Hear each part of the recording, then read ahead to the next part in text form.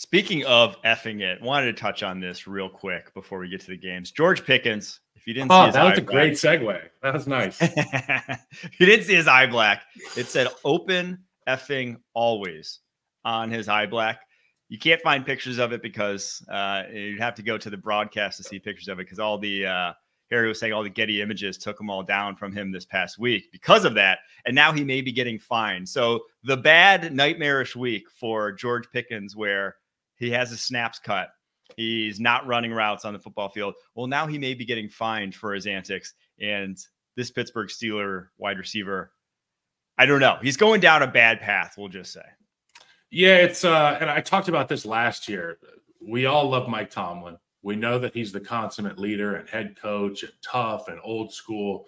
But there's kind of this mismatch personality thing going on between the head coach and then the most talented guys on the roster. And it's, it's polarizing when you look at a guy like TJ Watt on the defensive side of the ball, who seems to be a carbon copy of what Mike Tomlin wants to get done. He's doing all the team stuff. And then the most talented guy on the offensive side of the ball is and has been George Pickens. Am I wrong?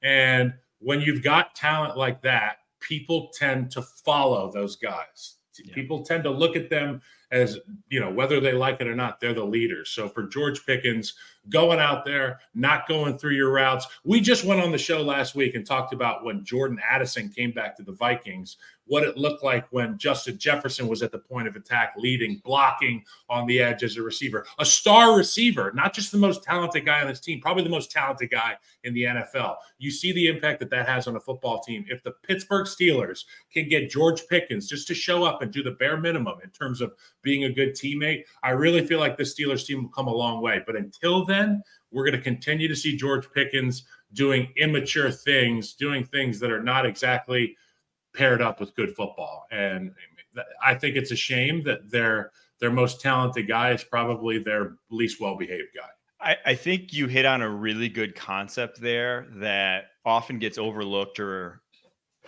undervalued in the draft process when we talk about these guys, or even like free agency, in that if you are a star like George Pickens is, and I go back to like people passing on Jalen Carter, people look up to you to set the tone regardless. It's just by definition, that's just human nature, that you're going to look towards the best player, the guy. Lead from the front. That's how it goes. That is like, unfortunately, not unfortunately, but like when you have talent, when you are good at something, people look to you for leadership. People look to you to set the tone. People follow your lead because, again, it's human nature to want to emulate the people you think are good at something.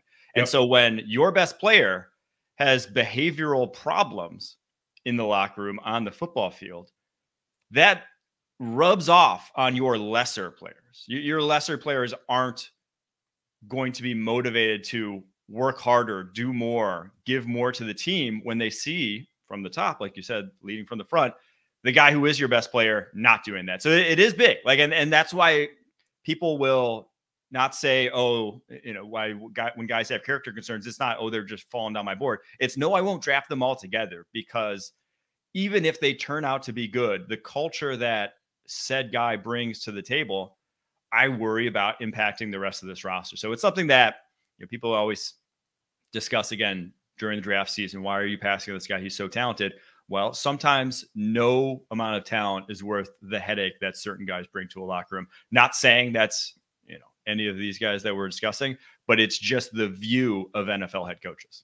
I'll give one anecdote about my experience with a guy who was pretty polarizing, a guy by the name of Brandon Marshall. And a lot of young guys nowadays know Brandon Marshall as a media personality, and he's done a really good job getting involved in that space. But when he was a football player, there were questions about which version of Brandon Marshall was going to show up to the facility.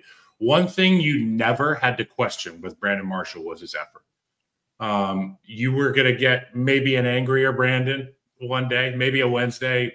Brandon shows up a little bit frustrated from, whatever's going on, but you're going to get ferocious effort and physicality from that guy. I feel like if Pickens, instead of getting checked out, was hyper checked in during these times of trials and tribulations, whatever's going on between his ears, it would not only help him as a person and a player, but his team would be so much more thankful for it than seeing his snaps get cut to a season low 59%, his effort even lower in terms of percentage.